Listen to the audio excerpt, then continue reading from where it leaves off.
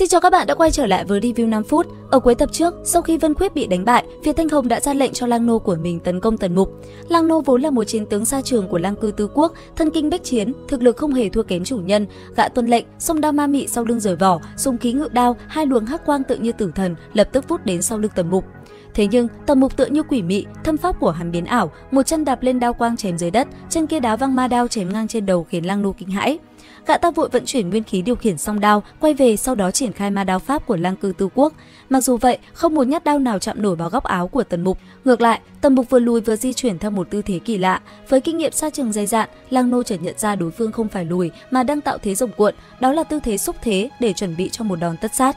Nghĩ đến đây, lang nô bất giác cảm nhận được một mối nguy hiểm mãnh liệt, như thể đang bị một con dị thú hồng hoang nhìn chằm chằm. Quả đúng như vậy, ngay khi Tần Mục xúc thế đến cực hạn, hắn tung ra một quyền. Tiếng rồng gầm vang dội, quyền ý hóa thành một con ác long hung tợn, không chỉ đánh bay hai thanh ma đao mà còn phá tan thế phòng thủ của lang nô. Đùng một tiếng, lang nô bị đánh bay ra xa, hai thanh ma đao của chính gã cắm ngược vào hai bên hông, ghim chặt gã ta vào vách núi. Chỉ 3 chiêu, một chiến tướng xa trường đã bại, Tần Mục thậm chí còn không thèm nhặt chiến lợi phẩm, hắn chỉ lắc đầu nói với Hồ Linh Nhi rằng thực lực của lang nô không tệ, nhưng vũ khí thì kém xa đao của mình. Ngay khi Việt Thanh Hồng tiến đến kiểm tra thương thế của lang nô, một bóng người đã lặng lẽ dán sát vào sau lưng nàng, đó chính là Tần Mục. Hắn xuất hiện lúc nào, ngay cả Việt Thanh Hồng cũng không hề hay biết. Ghé sát vào tai Việt Thanh Hồng, thanh âm hắn vang lên nói: "Sư tỷ, ngươi cho tôi tớ ra tay với ta, là cho rằng ta không dám hạ sát thủ trong Thái Học viện sao?" Giọng nói của Tần Mục vang lên bên tai, khiến Việt Thanh Hồng toàn thân lạnh toát. Nàng vội thi triển thâm pháp tuyệt kỹ Vân Tung Tước Ảnh, di chuyển như quỷ mị, nhưng Tần Mục vẫn như hình với bóng, dán chặt sau lưng nàng. Lúc này đây, Việt Thanh Hồng cảm nhận được cơ bắp dưới lớp áo của hắn đang cuộn lên như những con rắn, đó chính là dấu hiệu của tất sát kỹ thuộc lưu phái chiến kỹ. Trong khoảnh khắc, tình thế đảo ngược, từ chỗ bị Tần Mục bám dính, Việt Thanh Hồng giờ đây phải chủ động dán chặt vào hắn, không dám rời nửa bước. Bởi nàng biết, chỉ cần tách ra, một khi cao thủ chiến kỹ phái có đủ không gian, cái giá phải trả chính là tính mạng. Cảnh tượng hai người lưng dán lưng, uyển chuyển di chuyển như một con bươm bướm trên núi đã khiến bao sĩ tử trầm trồ, thậm chí có kẻ còn buông lời chế giễu. Nào ngờ chỉ trong chớp mắt, Tần Mục hét lớn một tiếng rồi dựa mạnh về phía sau. Ầm một tiếng vang kinh thiên, hắn đã đâm thẳng Việt Thanh Hồng lún sâu vào một cây cột đồng của Thanh Dương Điện. Cảnh tượng hung tàn đó đã để lại một bóng ma tâm lý sâu sắc cho tất cả những người chứng kiến. Một thiếu niên trông có vẻ thư sinh lại ra tay tàn nhẫn và quyết đoán đến vậy. Không lâu sau, Thẩm Vạn Vân xuất hiện, hắn tuần tự cứu Việt Thanh Hồng ra khỏi cột đồng, gỡ đao cứu lang nô và khoác áo cho hòa thượng Vân Khuyết. Khi bốn người Thẩm Vạn Vân, Việt Thanh Hồng, lang nô và Vân Khuyết tập hợp, chân tướng mới được hé lộ. Hóa ra, chính Thẩm Vạn Vân đã sắp đặt để ba người họ đi trước dò đường, thăm dò thực lực của Tần Mục. Còn hắn vẫn luôn đứng ngoài quan sát. Sau 3 trận đấu, có thể thấy luận về tu vi pháp lực, kỹ xảo tâm cơ hay chiêu thức chiến đấu, Tần Mục đều thể hiện vô cùng hoàn mỹ. Tuy nhiên, bằng khả năng quan sát đáng sợ của mình, hắn đã tìm ra một tia hở gần như không thể phát hiện trong lúc Tần Mục vận chuyển nguyên khí, đó chính là nhược điểm duy nhất trong công pháp của Tần Mục. Thẩm Vạn Vân tự tin tuyên bố, sau khi quan sát thêm để xác định chính xác vị trí của nhược điểm, hắn sẽ quang minh chính đại đánh bại Tần Mục, bảo toàn danh dự cho sĩ tử Duyên Khang Quốc. Trong lúc âm mưu nhằm vào Tần Mục đang được sắp đặt, một sự kiện có động trời hơn đã xảy ra ngay tại sân môn của Thái Học viện.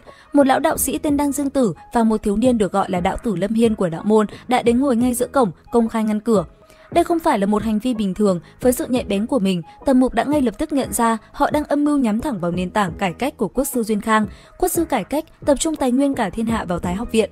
Nếu đệ tử mà học viện đào tạo ra lại không bằng một đạo tử của đạo môn thì cải cách của quốc sư sẽ trở thành trò cười, lòng dân sẽ dao động và các môn phái trong thiên hạ sẽ có cớ để tạo phản. Sự việc nghiêm trọng đến mức ngay cả thiếu niên tổ sư cũng phải đích thân ra mặt. Lúc bấy giờ, Đan Dương Tử thẳng thắn tuyên bố, đạo tử sẽ ngăn cửa 3 ngày, nếu trong 3 ngày đạo tử thua, đạo môn sẽ không tạo phản, nếu không ai đánh bại được đạo tử, thiên hạ cũng nên đổi chủ rồi. Lời tuyên chiến đanh thép được đưa ra, không còn cách nào khác, tổ sư buộc phải cho phép tất cả sĩ tử trong viện xuống núi nghênh chiến. Mấy vị hoàng tử, công chúa, bao gồm cả Linh Dục Tú cũng vác theo cây búa mà Tần Mục đã tặng để đến góp vui. Người đầu tiên xuất trận là Khuất Bình, một thần thông giả cảnh giới lục hợp.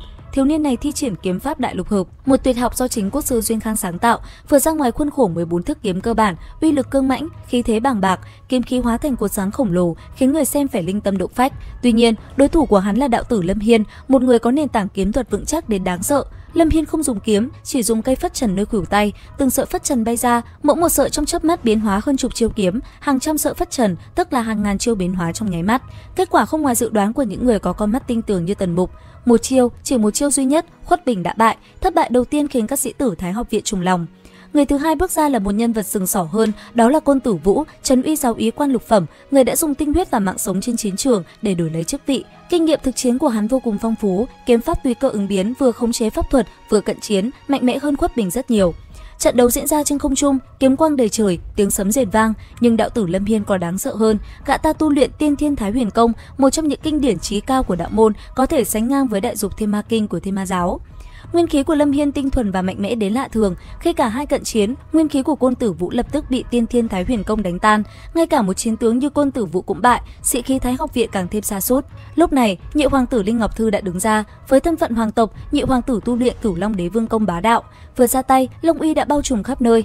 5 ngón tay hóa thành 5 con rồng lửa hung hãn vây lấy đạo tử, mặt đất nứt ra, những con rồng đất trồi lên tấn công. Pháp thuật của nhị hoàng tử vừa cương mãnh vừa tinh diệu, quả không hổ danh là người của hoàng thất. Thế nhưng đạo tử Lâm Hiên vẫn bình tĩnh lạ thường.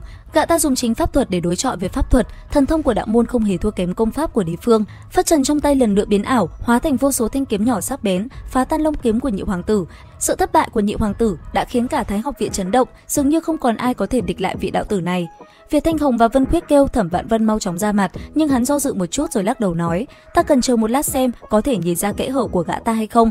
Tên Tần Mục kia cách cũng không xa, chúng ta qua đó hỏi một chút hắn có kiến giải gì." Ba người đi tới chỗ Tần Mục, Trầm Vạn Vân chủ động hỏi: "Tần sư đệ, ngươi cảm thấy có thể vượt qua vị đạo tử đạo môn này hay không?" Đến đây thì cũng hết tập 44 Mục Thần Ký. Xin chào và hẹn gặp lại các bạn ở những video tiếp theo.